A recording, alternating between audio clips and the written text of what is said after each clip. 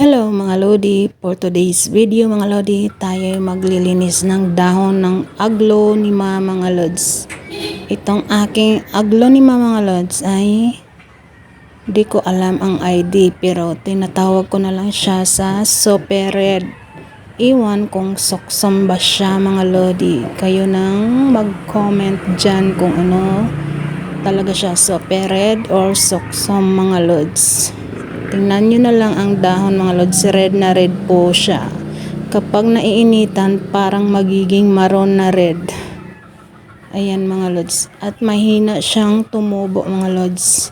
Hindi kaagad siya dadami. Mahina or hindi siya masyadong mabilis dumami. Kaya parang napaka-rare niya. Hindi siya madaling padamihin. Siguro mapapadami mo siya kapag i-cuttings mo at yung mga stem niya itanim mo para dumami. Pero matagal pa rin siyang lalabas yung branch. Ayan, kinakat ko yung isa dyan, tinabi ko.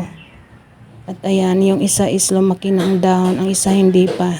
Ayan, hindi masyadong nakikita sa likod ang isa. At meron akong binaon na stem dyan. Hindi pa lumabas. At yung pinagkakat ko, hindi pa din lumabas ang branch. Kaya, hindi talaga siya, mabilis dumami. Matatawag siyang rare. Kasi hindi siya madaling padamihin. Ayan, at linisan natin dahil maalikabok na siya. Kasi kapag hayaan mo masyadong maalikabok, magkaka-virus yan. May didikit na parang mga dumi-dumi na pero virus pala. At hindi na mawawala yung ganda ng dahon kapag mayroong virus na dumidikit sa ilalim ng mga dahon. Kaya nililinisan ko na ang dahon mga Lodi. Ayan mga Lods. At paano ko ba siya inaalagaan? Ayan, nilagay ko lang siya sa may hagdan mga Lodi. Diyan naiinitan siya ng mga siguro 2 o'clock hanggang hapon.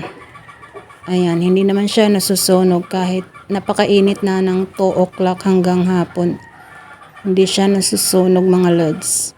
At dinidiligan ko siya kapag nakikita kong dry na ang soil sa top ng paso. Saka ko siya didiligan kasi ang mga aglo is kapag didiligan mo kapag basa pa tapos dilig at basa pa, ayan, mabubulok ang mga ugat-ugat sa ilalim. Kaya iwasan nating mabulok ang mga ugat. Saka natin diligan kapag nakita nating nagdra-dry na ang soil sa top ng soil. At ayan, may nasama pala siyang binka dyan sa ibaba. Hinayaan ko na lang. Ayan, medyo lumago ng konti. Pinagkakat ko din ang binka dyan sa ilalim. At yun lang mga Lodi. Huwag niyong kalimutang mag-subscribe sa aking channel at pahit na rin ang notification bell para lagi kayong updated sa ating bagong video. Yun lang mga Lodi. Salamat sa inyong suporta at panonood. Bye-bye!